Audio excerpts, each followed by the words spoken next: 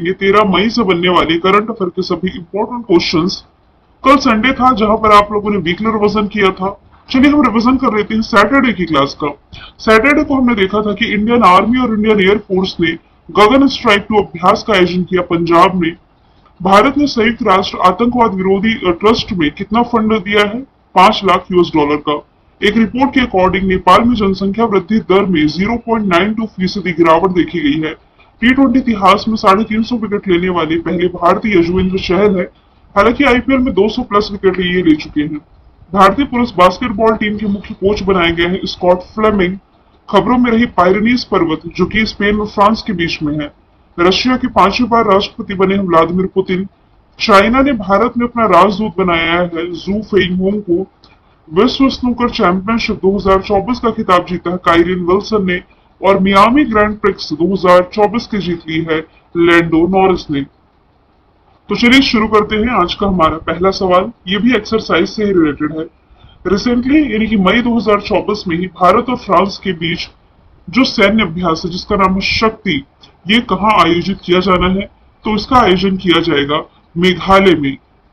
13 से 26 मई तक मेघालय की उमरोई में इसका 7वां संस्करण, ये आज ही से शुरू हो रहा है, 26 मई तक चलेगा। 7वां एडिशन है, शुरू होने जा रहा है। ये भारतीय सेना और फ्रांसीसी सेना के बीच में एक सैन्य अभ्यास है जो द्विवार्षिक है। द्विवार्षिक मतलब कि 2 साल में एक बार होता है, जो कि 2011 में शुरू हुआ था। हालांकि यदि हम देखें भारत के फ्रांस के साथ कुछ अन्य एक्सरसाइज होती है। शक्ति तो मैंने बता ही दिया है। इसके अलावा वरुण गरुण, इंपॉर्टेंट एक्सरसाइज याद रखना आपको फ्रिंजेक्स। फ्रिंजेक्स इसलिए क्योंकि ये पहली बार आयोजन किया गया था। रही बात मेघालय की, तो राजधानी इसकी हो जाएगी शिलोंग, जहां इंटरनेशनल चेरी ब्लॉसम फेस्टिवल मनाया जाता है। यहाँ के मुख्यमंत्री कॉनराड संगमा, राज्यपाल फागू सिंह चौहान हो जाएंगे। अब पंजाब के बारे में भी हम बात करें तो देखिए कल ही की क्लास में हमने देखा है कि गगन स्ट्राइक 2 का आयोजन इसी पंजाब में किया गया। देखिए कल की क्लास का क्वेश्चन सवाल नंबर पहला, यानी सैटरडे की मैं बात कर रही हूँ। वायुसेना और इंडियन आर्मी के द्वारा गगन स्ट्राइक 2, वैसे ही आप रिलेट कर सकते हैं गगन शक्ति अभ्यास का आयोजन रिसेंटली किया गया था राजस्थान के जैसलमेर में। और रिसेंटली डीआरडीओ के द्वारा स्मार्ट का सफल परीक्षण किया गया है उड़ीसा के चांदीपुर से। स्मार्ट क्या है? तो supersonic missile assisted release of torpedo. अगला सवाल है, यूनाइटेड वर्ल्ड रेसलिंग ने किस भारतीय पहलवान को 31 दिसंबर 2024 तक के लिए निलंबित किया है? तो इस पूरे साल तक के लिए निलंबित किए जा रहे हैं हरियाणा के पहलवान बजरंग पुनिया। बजरंग पुनिया द्वारा एंटी डोप टेस्ट के लिए इनका जो सैंपल देने के लिए कहा गया था, मार्च में इन्होंने मना कर दिया था कि भाई मैं अपना सैंपल नहीं दे सकता। जिसके बाद से नाडा जो है, नाडा यानी कि नेशनल एंटी डोपिंग एजेंसी, देखिए भारत में यानी कि राष्ट्रीय स्तर पर डोपिंग टेस्ट के लिए जो बॉडी जिम्मेदार है, इसका नाम है नाडा, जिसका हेडक्वार्टर आप पढ़ते हैं दिल्ली में। वैसे ही विश्व स्तर पर है वाडा, वर्ल्ड एंटी डोपिंग एजेंसी, जिसका मुख्यालय है मॉन्ट्रियल कनाडा में, है ना।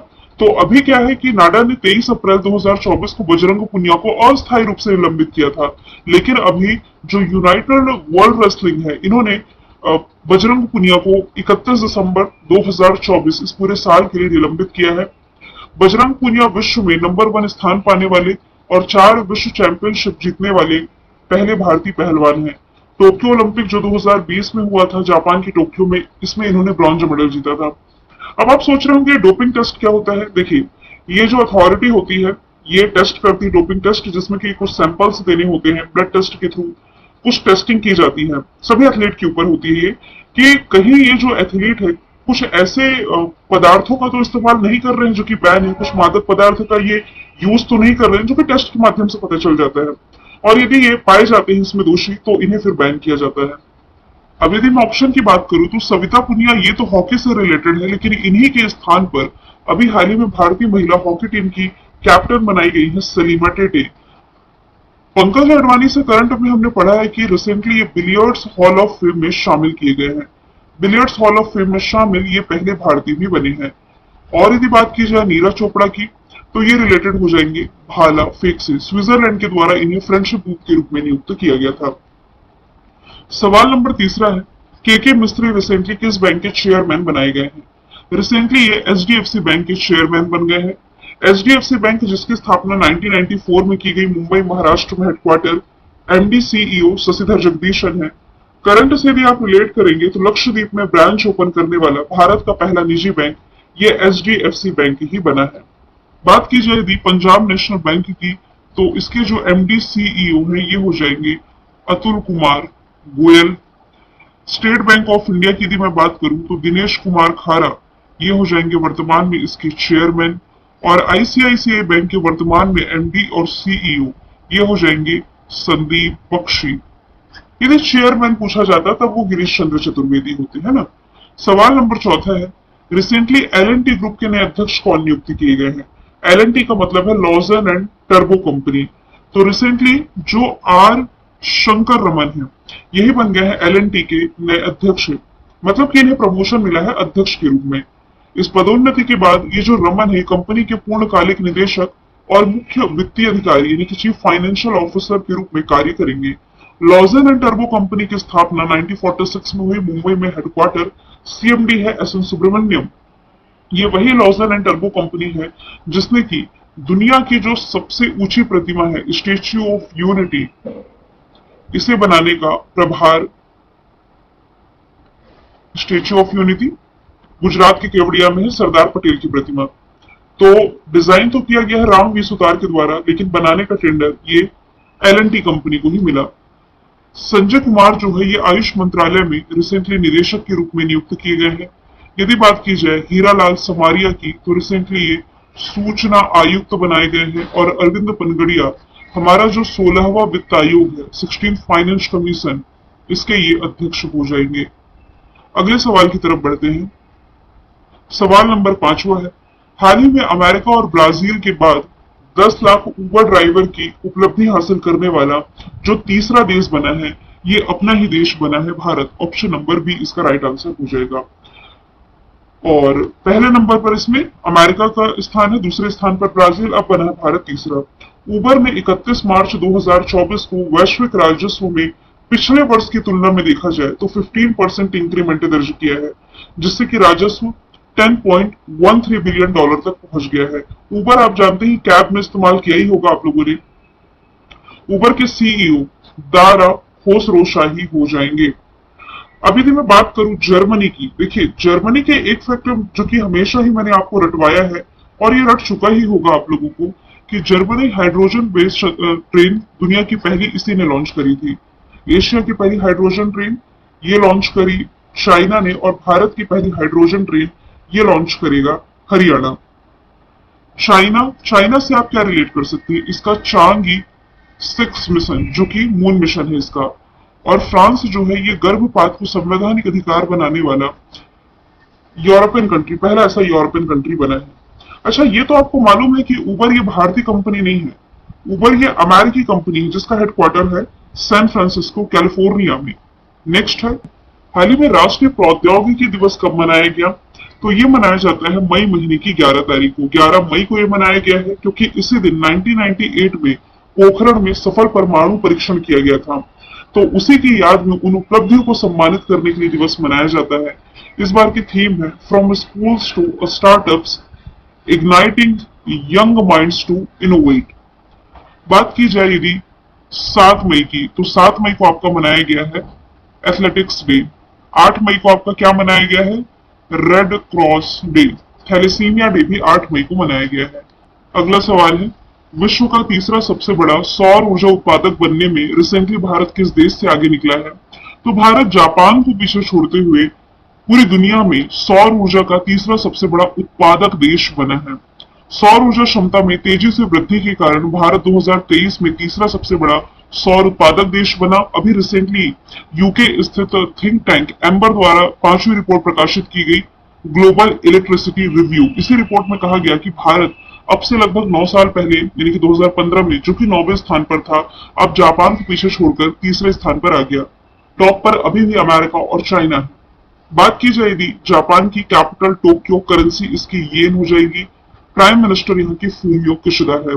कुछ एक्सरसाइज यदि आप रिलेट करें जो कि भारत और जापान के बीच आयोजित की जाती है, एक तो होगी धर्म गार्जियन, एक होगी वीर गार्जियन, एक होगी शिन्यो मैत्री, एक और एक्सरसाइज है जिमैक्स। और चंद्रमा पर जाने वाला 5वां देश ये बना है जापान, चौथा था भारत। साइंस एंड टेक्नोलॉजी से ही आप रिलेट कर सकते हैं। मिथेन बेस्ड दुनिया का पहला रॉकेट जिसका नाम था जूके 2, ये चाइना ने लॉन्च किया। अमेरिका में किसी इंसान में पहली बार सुअर का जो हार्ट है, हृदय, ये ट्रांसप्लांट किया गया, जो कि सक्सेसफुल रहा था। और जर्मनी के फैक्ट जस्ट मैंने बताए हैं। देखिए, जर्मनी के जो शासक हैं, इन्हें चांसलर संबोधित किया जाता है, जो कि अभी ओलाफ ज़ोल्फ है वर्तमान में। अगला सवाल है, किस राज्य में वेस्ट नाइल बुखार से 5 मामलों की पुष्टि की गई है? वेस्ट नाइल बुखार के 5 मामले रिसेंटली दर्ज किए गए हैं केरला में। केरल सरकार के स्वास्थ्य विभाग ने राज्य के 3 जिलों में इस वेस्ट नाइल बुखार के 5 मामलों की पुष्टि की है। यहाँ के हेल्थ डिपार्टमेंट के अकॉर्डिंग कोझिकोड, मलप्पुरम और त्रिशूर जिलों से वेस्ट नाइल बुखार के मामले सामने आए हैं। बात की जाए यदि वेस्ट नाइल बुखार की, तो इसका पहला मामला केरला में ही देखने को मिला था 2011 में, और इस वायरस के कारण पहली मौत 2022 में दर्ज की गई थी, जबकि त्रिशूर जिले के एक 47 वर्षीय व्यक्ति की वेस्ट नाइल वायरस के कारण, इस संक्रमण के कारण मृत्यु हुई थी। वेस्ट नाइल बुखार ये है क्या? देखिए, अकॉर्डिंग टू WHO, इनकी विश्व स्वास्थ्य संगठन, वर्ल्ड हेल्थ ऑर्गेनाइजेशन आप इसे कह सकते हैं, according to WHO, West Nile virus का पहला मामला 1937 में युगांडा के वेस्ट नाइल जिले में दर्ज किया गया था, और इसी के नाम पर इस वायरस का नामकरण कर दिया गया। 1953 में यह वायरस नील डेल्टा क्षेत्र में पक्षियों में पाया गया, और पक्षियों को वेस्ट नाइल वायरस का प्राकृतिक मेजबान माना जाता है। अभी भारत में इसकी पुष्टि हुई है केरला में। आज तो मैंने केरल का मैप ऐड नहीं किया, लेकिन कुछ करंट अफेयर के फैक्ट्स यदि हम देखें तो आइरिस, जो कि भारत की पहली AI टीचर है, केरल में ही लॉन्च की गई है राजधानी तिरुवनंतपुरम से। मंदिरों पर टैक्स लगाने वाला भारत का जो पहला राज्य है, ये बना है कर्नाटक। गुजरात से आप अंतरराष्ट्रीय पतंग फेस्टिवल रिलेट कर सकते हैं, और हरियाणा से आप क्या रिलेट कर सकते हैं? हरियाणा हाइड्रोजन बेस भारत का पहला ट्रेन चलाने जा रहा है। अगला सवाल है, हाल ही में भारतीय वायुसेना ने कहां ऑपरेशन बॉम्बे बकेट चलाया है? बॉम्बे बाल्टी भी आप इसे कह सकते हैं। इस अभियान की शुरुआत रिसेंटली उत्तराखंड में की गई है। डिटेल तो हालांकि मैंने लिखी हुई है, लेकिन मैं आपको शॉर्ट में न्यूज बता देती हूँ।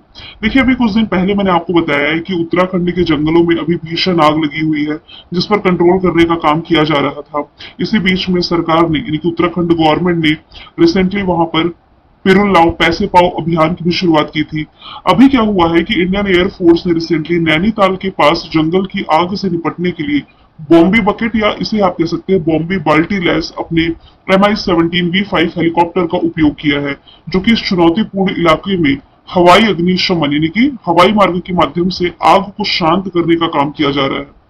1983 में शुरू की गई और कनाडाई डॉन आर्मी द्वारा विकसित की गई ये तकनीक है, आप कह सकते हैं बॉम्बे बाल्टी, जिसके माध्यम से वायु मार्ग के माध्यम से जंगलों में पानी फेंक करके उस आग को कंट्रोल करने का या बुझाने का काम किया जा सकता है। उत्तराखंड की राजधानी देहरादून ग्रीष्मकालीन राजधानी गैर सिंह, मुख्यमंत्री पुष्कर धामी, राज्यपाल यहाँ के गुरमीत सिंह है। नेशनल पार्क में जिम कॉर्बेट, नंदा देवी, राजाजी, फुलू की घाटी, गंगोत्री नेशनल पार्क है। दर्रों में माना नीति लिपुलेख है। यूसीसी बिल लाया है रिसेंटली, इसने इस साल के 38वें नेशनल गेम्स यही होंगे। रितु बाहरी उत्तराखंड हाईकोर्ट की पहली महिला मुख्य न्यायाधीश, और पतंजलि के 14 प्रोडक्ट्स को रिसेंटली उत्तराखंड ने बैन किया है। लास्ट का सवाल मैंने रिवीजन कर रखा है। World press photo of the year 2024 का खिताब किसने जीता है? मोहम्मद सलीम ने। इनके द्वारा अक्टूबर 2023 में खान यूनिस में, गाजा के खान यूनिस में एक फोटो ली गई थी, जिसमें कि आप देख पा रहे हैं एक महिला है, अपने साथ एक डेड बॉडी कैरी की हुई है। ये 5 वर्षीय भतीजी का शव अपने हाथ में लिए हुए हैं, और इसी फोटो को अभी recently world press photo of the year का खिताब जीता है 2024 का। देखिए, गाजा के खान यूनिस में जो पिक्चर ली गई थी ना, इस एरिया में परिवार जो है फिलिस्तीन इलाके में इजरायली बमबारी के दौरान मारे गए अपने रिश्तेदारों की यहाँ पर तलाश कर रहे थे। इस बार का जो प्रिजनर आर्किटेक्चर अवार्ड है, जापान के रिकेन यामामोटो ने जीता है। प्रभा वर्मा ने व्यास सम्मान जीता है। एम कृष्णा ने संगीता कलानिधि अवार्ड 2024 का जीता है। कुछ प्रमुख कंपनी के सीईओज हम देख लेते हैं। भारत पे के नलिन नेगी, गूगल के सुंदर पिचाई, माइक्रोसॉफ्ट सत्या नडेला, यूट्यूब के नील मोहन, अभी विप्रो के जो सीईओ हैं श्रीनिवास पल्लिया, टाटा डिजिटल के नविल तहिलियानी, ट्विटर की लिंडा याकारिनो, इससे कई नाम एक्स है ना, अमेजॉन के एंडी जेसी, और एप्पल की टिम कुक है। मैंने कल आपसे पूछा था G7 इस साल होस्ट कौन करेगा, तो होस्ट करेगा इटली। आज का सवाल है, इस साल अक्टूबर के महीने में T20 वर्ल्ड कप होगा महिलाओं का। सवाल है कौन सी कंट्री से होस्ट करने जा रहा है। आंसर इसका आप कमेंट बॉक्स में बताइए। फिर हम मिलेंगे नेक्स्ट वीडियो में। Thank you so much.